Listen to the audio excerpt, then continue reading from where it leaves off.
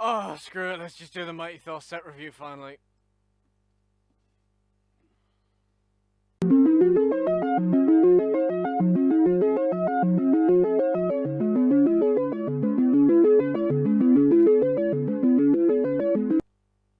Hey YouTube, welcome to Clicks Corner. Today I'm just doing my Mighty Thor set review finally. And as many of you who have been following for a while or have just watched the recent videos know, this set has caused me a lot of distress. And it's very rare that Heroclix sets don't, to be fair. However, there are definitely some good parts. I do really like this set. I think parts of it are disappointing, but mostly, only mostly, that's due to me not being a big Thor reader. I'm partial to a bit of Thor, but I don't read a lot of Thor comics. And fundamentally, there are some things in the set that are just a massive finger to certain players or to all players. And hopefully I'm going to remember those when I sort of go through everything, because I haven't written everything down. And I'm basically, rather than going through every figure in the set, because let's face it, a lot of these you're not going to actually see.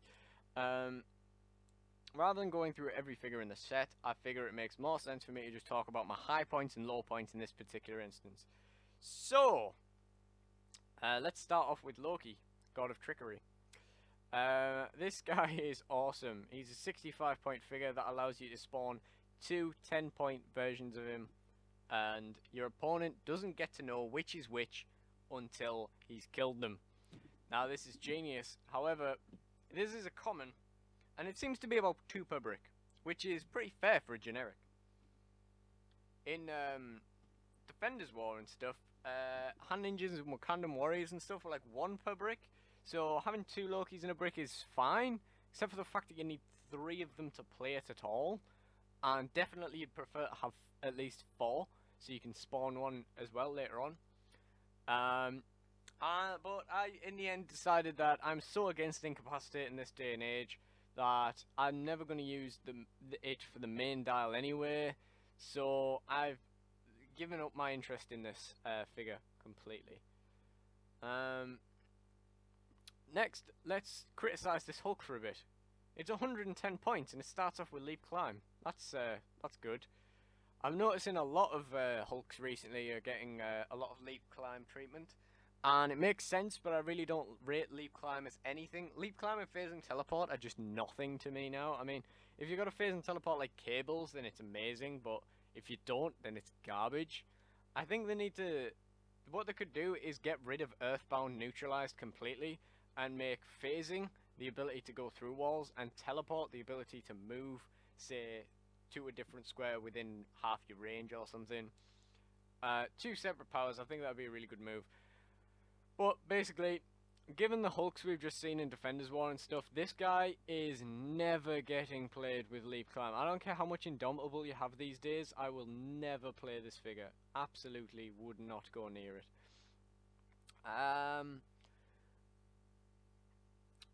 This is pretty interesting. Another Captain America. Really don't think we needed any more Captain Americas recently. There's plenty of Hulks in this set. He's seen a lot of love recently. But I think at the point we're at now, we really don't need to see any more Captain Americas. We don't need to see any more Daredevils. We don't need to see any more Punishers. Not for a while anyway, that's what I'm saying. And that's going to be a focal point for my discussion regarding the starter set, but we'll get into that later. I think a lot of the dials in this set are quite disappointing. This Hercules is a bit lame. It starts off with Sidestep and a free hypersonic speed, so yeah, he can get in there, but I'd rather have the charge as well. The Sif is just disappointing, but it is 45 points. What more can you ask for? The Spider-Man is like a what-if guy. He's like, what if Bruce Banner was Spider-Man?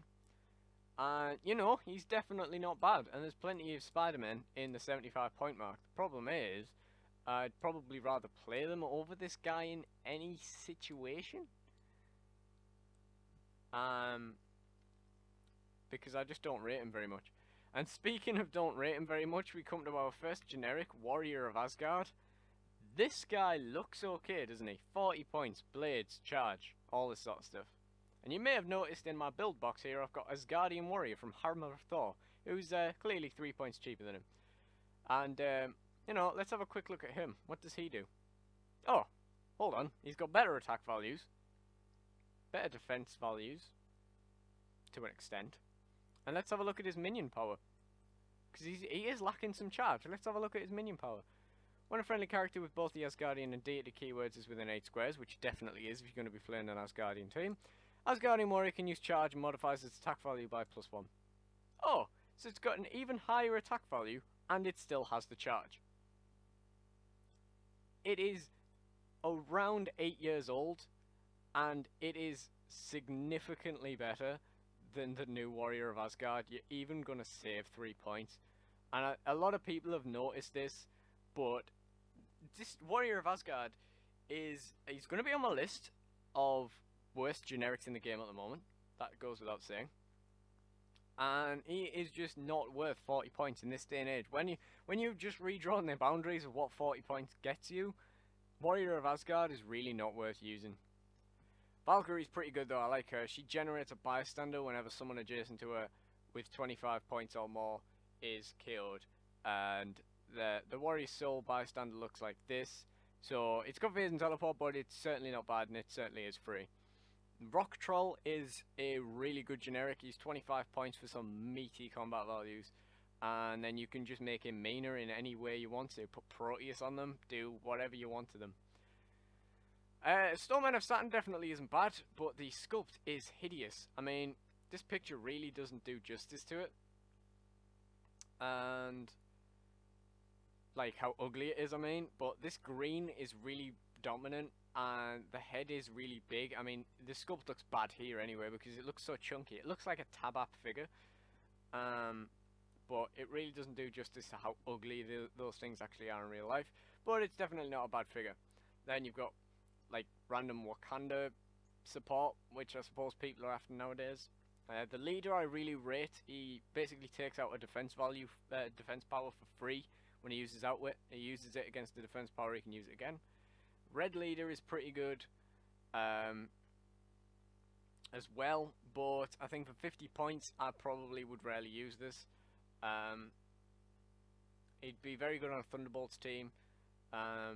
You can use his Perplex as a power action to use it twice, basically, like to give +2 or -2. King Cobra is pretty good.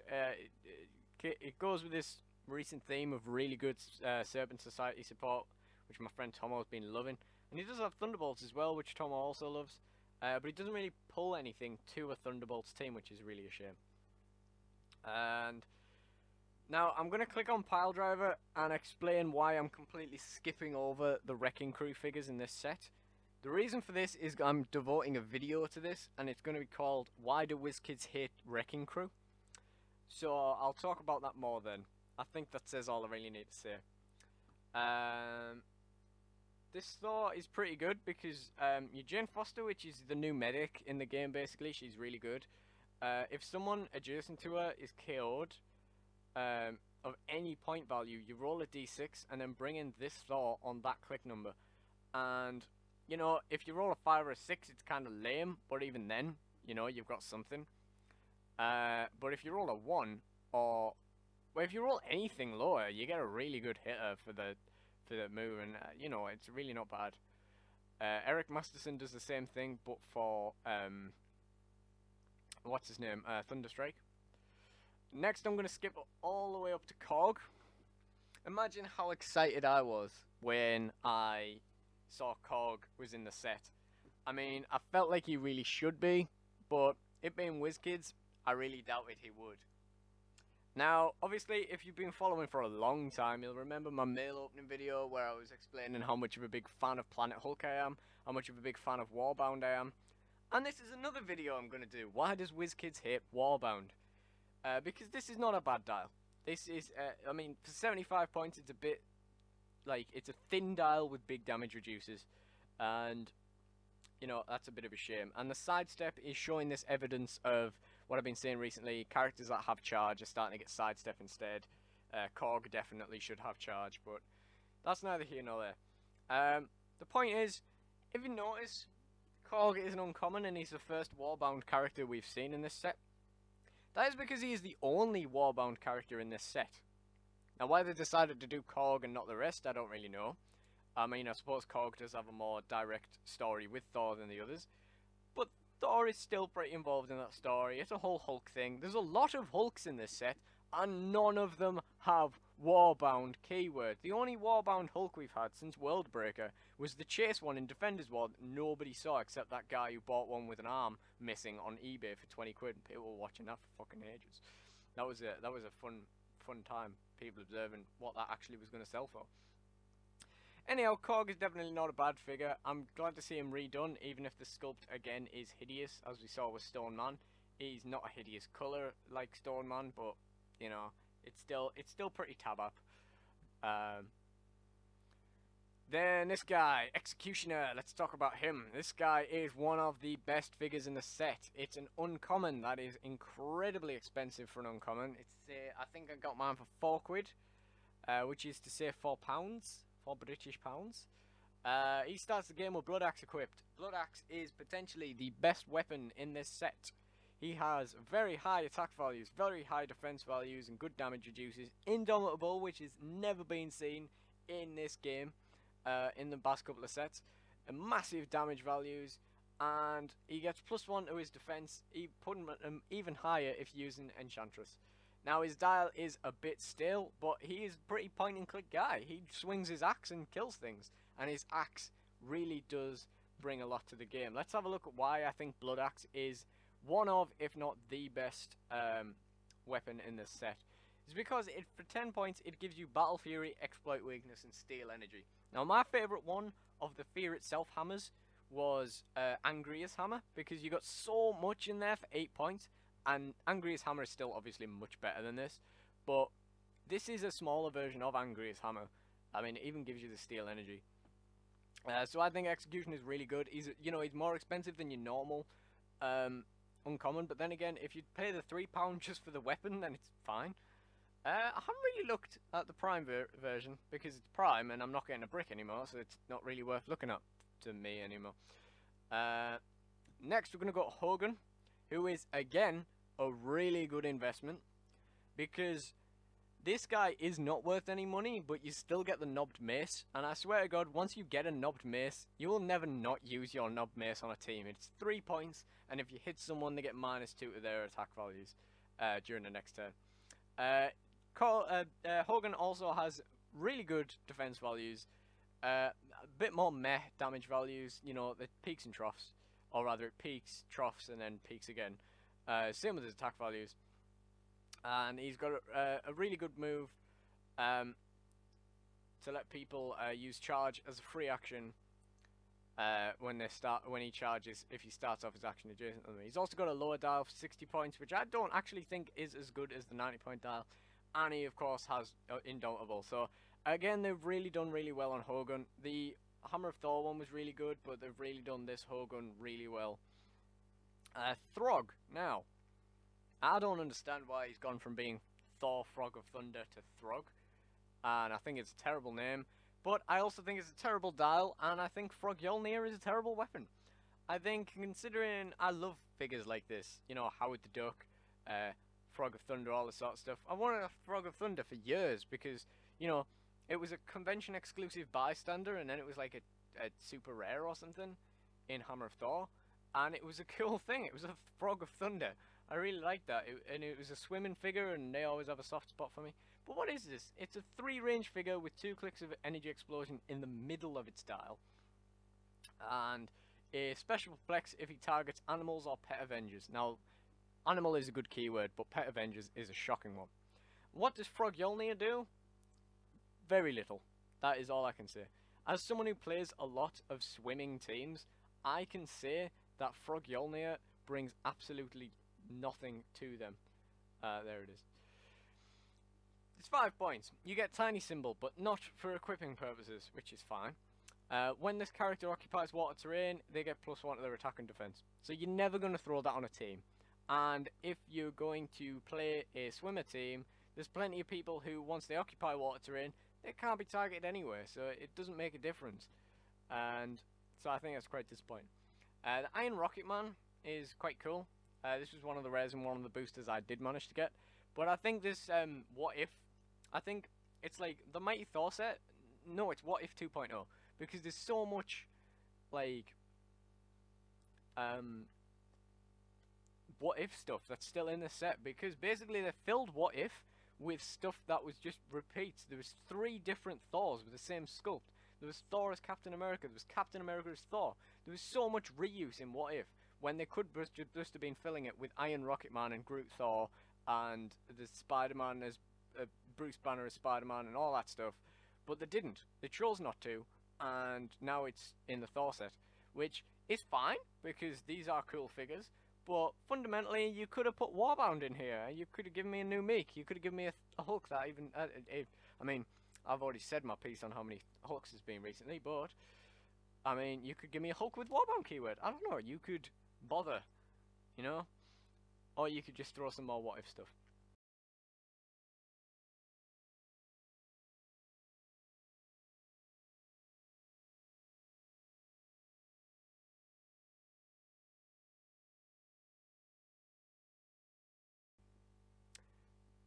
Yeah, it's not good, is it? It's really not a good paint job, which brings me back to more problems that I need to discuss later in the set, of awful paint jobs in this set. I mean, it's like someone hasn't even tried to do this. I mean, what is that? It's shocking is what it is. It's like a 4-year-old has drawn this or something. It's awful. And you know what? The worst part is this same dude has experienced this multiple times in this set. If I can just get to the next one, if you'll bear with me for a second.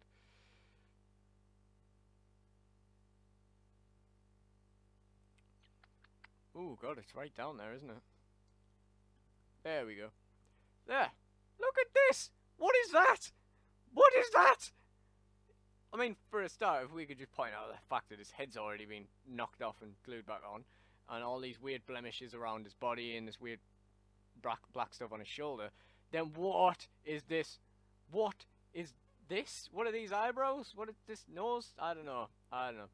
So yeah, this is Kinpatsu Samurai, who's a Heroclix Instagram account. He does have a YouTube account as well. He followed me. I think he's called Kinpatsu Samurai Corey. But I'll put a link to his channel down below. And if I'm feeling nice and I remember, I might put a link to his Instagram as well. He's a cool guy. Might as well check him out if you're on, if you're on Instagram and stuff. He posts a lot of cool stuff. But back to the video.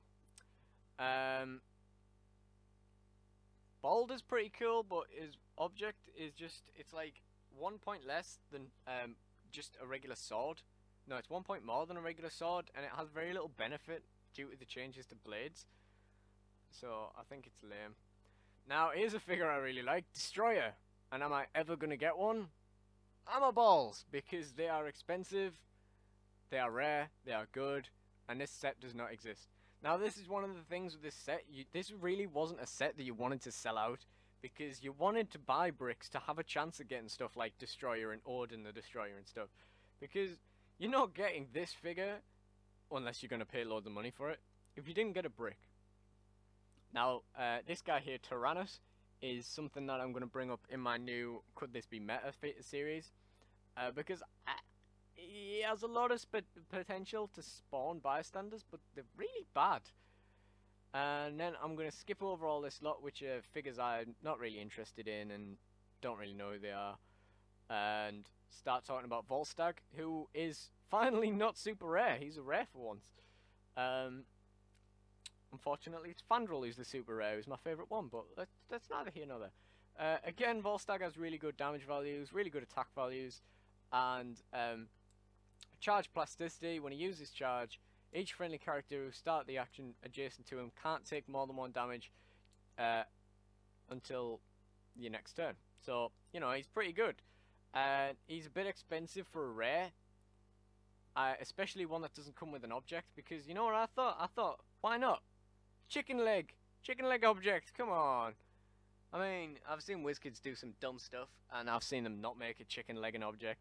I mean, remove this object from the game, heal this figure 2 clicks. Off the top of my head. 50 seconds of thought. You know, that would have been great.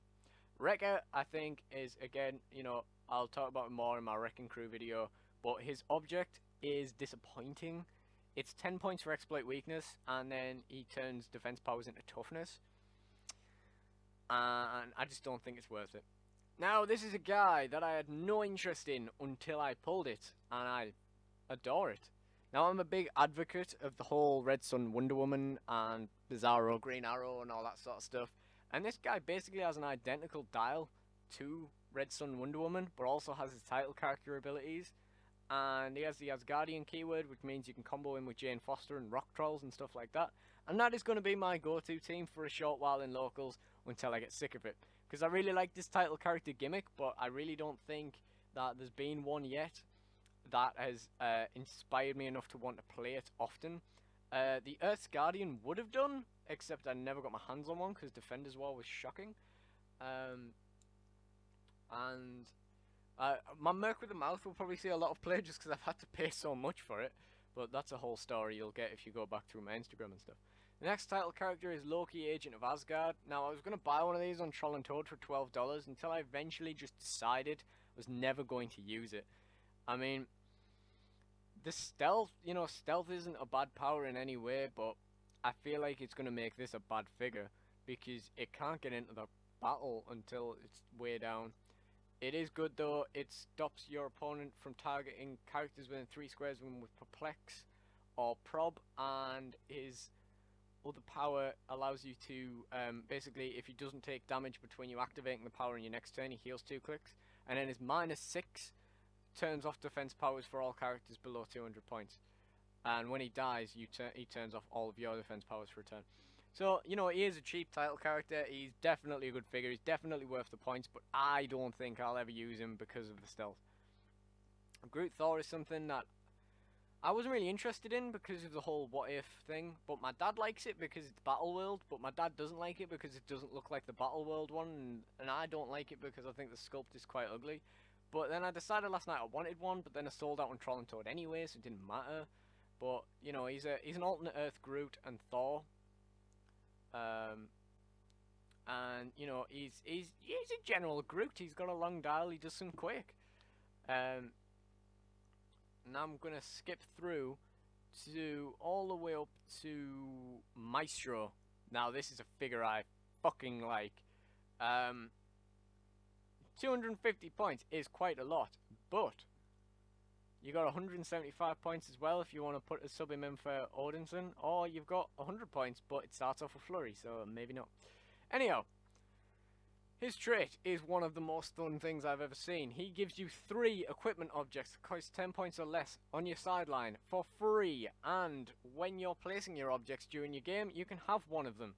So it allows you to have 3 different objects that might be good against 3 different teams, which is pretty good.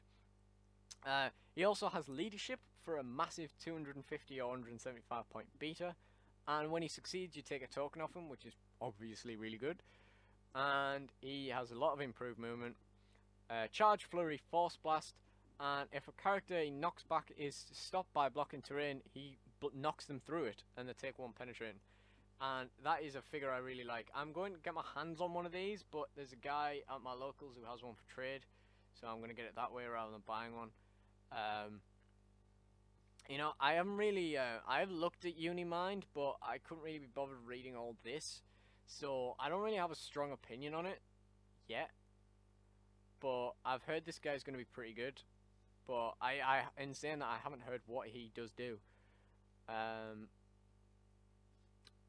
So Fandral, oh, wasn't it a kick in the balls making this super rare? They can't just make the Warriors 3 common, can they? You know, the people that people want. They can't just make them all common. But I've ordered one anyway. I mean, he's 60 points, he's a good attacker, he gives you a free dueling sword, and when he uses his charge, after actions resolve, everyone who is adjacent to him at the start, he can basically use leadership with, I suppose. They roll a 5, they roll a d6, and on 5 or 6 they take an action token off, so he can free your characters up to attack. So he's awesome, and I definitely think it was worth buying. Especially since I'm not going to invest much more in this set. What's this? In the chases? Beta Ray Bill? Again? I mean, oh, oh, man. I thought they were going to make Beta Ray Bill easy to get for once. Oh, dearie me. And you know what? I really wanted the Malekith as well. And that's the problem, because with chases, I'm never going to buy them. Not good chases, anyway. And that's another reason why you want the bricks to not sell out, because you want to go at one of these chases, or you want to get something you can trade on. I wouldn't have minded having Loki. I'd have loved Odin as well. The Valkyrie, maybe not. There's been a lot of the name Valkyrie recently. But even then, it's trade bait. The Thunderstrike, he's fantastic, but he'd also be trade bait. You know, all of this. There's 2 chases I'd want, and the rest is trade bait for it. And I'm not going to get any because I can't get a brick.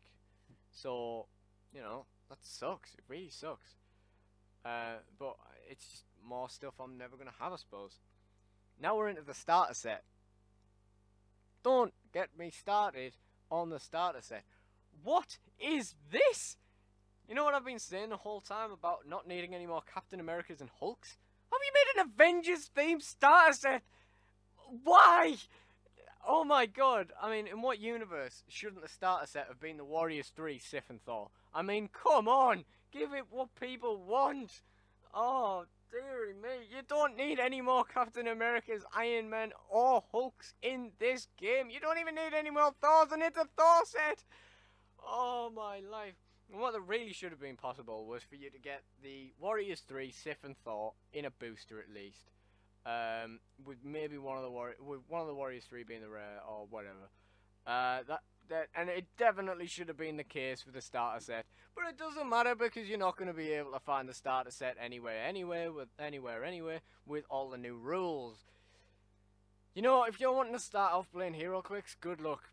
Good luck getting your starter sets, good luck getting a pack, good luck getting a rulebook, because even the people who've been playing for 11 years can't do that. In saying all this, though, this is definitely not a bad clump of figures, though it is a clump of figures you're not going to get. So Hercules is very generic, but some of the other stuff is pretty good. I can't remember. Well, the Loki is my favourite one. That's it. The Loki's really good. At the beginning of the game, you give him an illusion token. When he would be killed, you remove it and turn it to click 1. And if he has the illusion token, he can use Colossal Stamina, though I don't see me ever doing that. And he can't be healed. So basically, he brings himself back to life and stuff. And he's 100 points, and he's only relying on Mastermind and Super Senses, but in saying that, you can be Masterminding off damage this whole game. He's got 5 clicks of Shape Change too, and then he can just come back on click 1, and that's going to be annoying. Now, Colossals! Yeah! I ordered a Super Booster off Level Up Gaming, and they emailed me a week later saying they didn't have any in stock, even though it was clearly in stock on their website. I'm never ordering from them again. Without that, I'm not getting a Super Booster, though I might still be able to get Colossals from somewhere. They're quite cheap on Troll and Toad, and that is where I would get the Surtur that I actually want. So this is a Colossal I'd actually want, and I might still be able to get this one, I suppose. And then we've got Ymir, which is fair enough because it's, you know, it's Thor, it's Frost Giant stuff. We got Groot. I mean, yeah, it is Thor, I suppose. It's got Holy Commandos keyword. That's amazing. Oh my god. Oh, good god. But yeah, I guess this sort of makes sense. Carnage? What? And this is a huge WizKids move. Because basically it's a 300 point figure with no damage reducers that has a really good Colossal dial. It doesn't even have any good lower dials. The lower dials are still shocking. But it has a really good Colossal Retaliation that lets you spawn bystanders. So this is worth a shit ton. And it will be at least until it goes out of rotation. I mean, Carnage is a cool character. It's just so completely irrelevant. Nobody was asking for a Colossal Carnage. And yet we got one. You know what else no one was asking for? Ms. Marvel. No one was asking for a Colossal Ms. Marvel. And if you think it actually looks like this, then you're living in a dream world, because this is perfectly fine. This is a perfectly fine sculpt. In reality, she's got a constipated face and early learning center arms. She is there for kids to pull her as far as they can, and so on and so forth. This is a really hated figure on my part. But in saying that, she does have Inhumans keywords, so even if I'd got one of them, it could be worse. Next we have Mangog, who is a Thor bad guy. He is not irrelevant. And, big Thor readers will know him, will probably like him. I quite like him, but, again, you're never going to see him because he's so good. He's got a really good Colossal Retaliation, and he can heal up his starting lines. It's pretty cool. Frost Giant, yeah, fair enough. Generic Groot? What? Why? And again, it's not bad. I quite like it. Again, it can heal past his starting lines. It's pretty cool. The problem for me is we were told we were getting 8 Colossals, and we thought they were actually going to be good Colossals, and they're actually... I mean, Ymir is okay, like, as a character, as an idea of you getting him, but he's really bad Colossal Retaliation for a start. Carnage was just unnecessary. Ms. Marvel was unnecessary, and the Flora Colossus was definitely unnecessary. I don't think there was anyone who didn't want a Colossal Destroyer in this set, but we definitely didn't get one. Another thing that we got in the starter set, if you managed to get one, was a Asgardian shield, which was really cool. It was 4 points energy shield deflection. It's very simple, it's very good. And that would have been nice to have, but never mind. And the OP kit figure was Adamantium Ball and Chain. And this gives you -3 speed. And when it hits a character, you give it to it. No, you don't even. You KO this object, and they get -3 speed for the rest of the game. So basically, you make yourself a hell of a lot slower to eventually make one character a hell of a lot slower. And that's 6 points. I would never use this, and that's why I didn't play that OP kit. Sword is good though, 4 points blades, can't argue with that. Spear is okay, but you have to remember, it gives giant reach too, and you can use it as an object still, but it's whether you think for pointless staff is better. And you can tell they didn't really think through these powers very much because, 10 to 12 critical hits, 10 to 11 critical hits is, it's quite a generic power. This basically has the same thing, and knockback is a term used on weapons when they can't really think of what it should do. The hammer's not bad, it gives you an action token and stuff.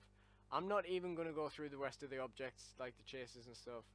But yeah, I think I've made my stance on this set pretty clear. It's good, but it's not great. It doesn't have any Warbound stuff in it. You're not going to see any of it because it's sold out everywhere worldwide. And the Colossals were a bit disappointing as well. Fundamentally though, it's definitely not a bad set in terms of what is in there. Apart from its lack of Warbound characters, obviously. And, for me, I think, don't get me wrong, this is always going to sell really well. But I think for me, you know when something's going to sell really well. And you know to make more of it. You don't make another short print Thor set. And the painting isn't any better. I mean, the distribution is possibly better. I haven't really seen because I haven't seen any bricks. And if you want some more information on my stance or rant or the problem of it selling out, I do have a video on it which will also go in the description, if assuming I remember. So I hope you've enjoyed watching this. If you want to see my Undead set review, I will also put that in the description. God, you guys are getting a lot of links today. And thanks for watching. Tell me what you think of our new intro video as well, and the outro one that you're about to see. Thank you for watching, and goodbye. Hey guys, thanks for sticking around after this video. I just wanted to talk to you about different ways you can connect with me and connect with the Clicks Corner channel. You can check Clicks Corner out on Instagram at Clicks Corner, and you can check out my featured channels for other things I'm doing. Sinister Ginge is my channel for general jackass nonsense, people throwing things at each other, that kind of stuff. Card Corner is my most relevant channel to this, which is where I do all of my card game based videos. We Have a Technical is a podcast channel I'm going to set up soon. It does need a name change, but it is basically going to be a music themed channel. It's mostly going to be interviews on local bands, building up their profile and so on and so forth. I think it'll be a bit of a laugh. And finally we have the archive feed, which is my Let's Plays and gaming channel. There are a few compilation videos on there already, but more or less it is just Xbox One compilation clips so far, but I hope to get some content on there soon. You can check out my actual channel if you haven't already, and just drop a subscribe if you'd like to see more videos like this. We do opening videos, we do vlog videos, we do a few set discussions, and we do a lot of videos where we talk about where we give advice to rookies and general ranting videos. So thank you for sticking around, and thanks for watching this video. I've been Click Corner again. Goodbye. Hey guys, just an additional point. If you're interested in our new theme song, you can listen to it on SoundCloud, where all the Tiger Driver tracks are. It is called The Opium Grotto, and it is from one of my solo works. All of my stuff is on here. It's soundcloud.com/shadowprince2, and everything is in here. It's just here in the playlist Imagine.